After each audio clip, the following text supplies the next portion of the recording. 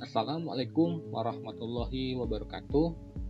Perkenalkan, nama saya Riyahan Salsabil Putra, NPM 2010.068 dari kelas B Fakultas Hukum Universitas Pasundan. Di sini saya akan membawakan atau membahas materi mengenai UCP 100 ditujukan untuk penilaian ujian akhir semester Hukum Dagang semester ganjil. Untuk mempersingkat waktu, mari langsung saja kita mulai. Apa yang disebut dengan UCP 100? UCP 100 kepanjangan dari Uniform Custom and Practice untuk documentary credits ialah seperangkat aturan tentang penerbitan dan pengguna letter of credits. UCP digunakan oleh bankir dan pihak komersial lebih dari 175 negara dalam pembiayaan perdagangan. UCP 100 merupakan versi terakhir pedoman umum internasional transaksi letter of credit yang diterbitkan oleh International Chamber of Commerce atau Kamar Dagang Internasional. Dengan memperhatikan segala risiko yang mungkin terjadi dalam perdagangan internasional, banyak importir yang menggunakan sarana letter of credit yang disediakan oleh bank dalam menyelesaikan pembayaran. Letter of credit dianggap sebagai sarana yang paling aman dalam melindungi kepentingan pembeli maupun penjual dalam perdagangan internasional. Bank sebagai perantara memberikan instrumen letter of credit untuk memenuhi kebutuhan importir dalam melakukan transaksi jual beli. UCP 100 menjadi ketentuan yang mengikat semua pihak yang terlibat dalam letter of credit, kecuali jika letter of credit menyatakan dengan tegas bahwa letter of credit tidak mengacu kepada UCP 100. Termasuk seluruh bank di dunia, keterlibatannya dalam perdagangan internasional juga perlu mematuhi aturan yang tertera di UCP 100 yang memang merupakan aturan konvensional. Lalu fungsi tujuan ICC apa saja? Yang pertama, fungsi utamanya yaitu persiapan dan promosi aturan praktik yang seragam. Sedangkan tujuan ICC adalah untuk memberikan kodifikasi praktik internasional yang kadang-kadang memilih praktik terbaik setelah banyak perdebatan dan pertimbangan. Aturan praktik ICC dirancang oleh bankir dan pedagang dan bukan oleh legislatif dengan pertimbangan politik dan lokal. Aturan yang sesuai menunjukkan kebutuhan, kebiasaan, dan praktik bisnis. Karena aturan yang dimasukkan secara sukarela ke dalam kontrak, aturan itu fleksibel sambil memberikan dasar yang stabil untuk tinjauan internasional, termasuk pengawasan yudisial. Lalu, apa saja peran letter of credit dalam perdagangan internasional? Yang pertama, memudahkan pelunasan pembayaran transaksi ekspor. Yang kedua, mengamankan dana yang disediakan importir untuk membayar barang impor. Dan yang terakhir, yang ketiga, menjamin kelengkapan dokumen pengapalan.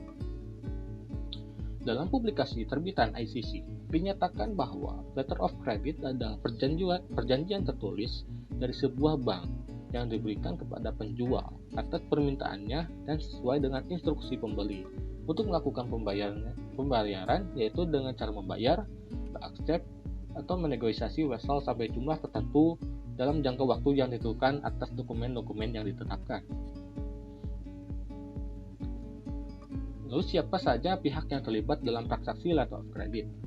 Yang pertama ada pemohon, yaitu pihak yang memohon untuk diterbitkannya letter of credit yang dalam hal ini umumnya adalah pembeli atau importir.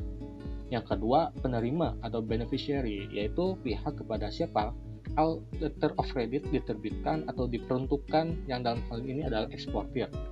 Yang ketiga ada bank penerus atau advising bank, yaitu bank yang melakukan autentikasi atas letter of credit yang diterima dan menginformasikan beneficiary mengenai penerimaan letter of credit tersebut. Dan yang terakhir ada bank penerbit atau issuing bank, merupakan bank yang atas permintaan aplikan menerbitkan letter of credit. Lalu manfaat LC bagi nasabah, yaitu eksportir mendapat jaminan pembayaran atas barang yang mereka ekspor, sedangkan bagi importir akan mendapatkan jaminan penerimaan barang yang mereka impor, serta menghindari korespondensi yang berkali-kali. Tetapi letter of credit juga memiliki kelemahan, antara lain Bagi eksportir, yaitu jika dokumen mengandung diskrepensi atau penyimpangan, maka meskipun barang telah dikapalkan atau dikirim sesuai dengan pesanan, eksportir berpotensi tidak memperoleh pembayaran karena bank hanya berurusan dengan dokumennya saja, atau bila dibayarkan dipotong biaya diskrepensi.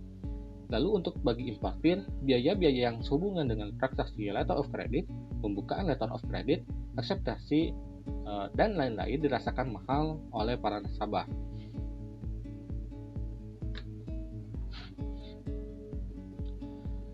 Lalu apa saja peranan bank dalam letter of credit? Yang pertama ada issuing bank. Issuing bank sebagai bank yang menerbitkan letter of credit mempunyai kewajiban untuk melakukan pembayaran atas setiap letter of credit yang diterbitkannya sepanjang dokumen yang dipresentasikan sesuai dengan persyaratan letter of credit.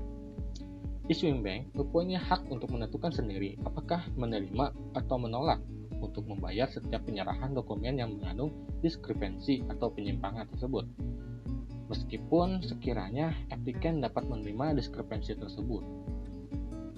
Lalu yang kedua ada advising bank.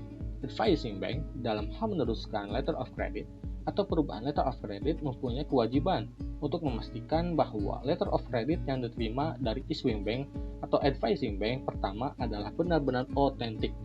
Advising bank berhak untuk menagih biaya penerusan letter of credit kepada beneficiary. Dan yang terakhir ada confirming bank. Confirming bank berkewajiban untuk melakukan pembayaran atau menegosiasi sepanjang dokumen-dokumen yang diserahkan kepadanya sesuai dengan persyaratan letter of credit. Pada kondisi normal, dalam tataran praktiknya, alur dokumen suatu letter of credit yang dikonfirmasi adalah dokumen dari negotiating bank diserahkan kepada confirming bank dan selanjutnya diserahkan kepada issuing bank. Sekian materi atau pembahasan yang dapat saya sampaikan. Mudah-mudahan dapat bermanfaat bagi kita semua. Mohon maaf apabila ada kekurangan dan kesalahan. Dan saya ucapkan terima kasih kepada para penonton telah menonton video ini hingga selesai. Akhir kalam, wassalamualaikum warahmatullahi wabarakatuh.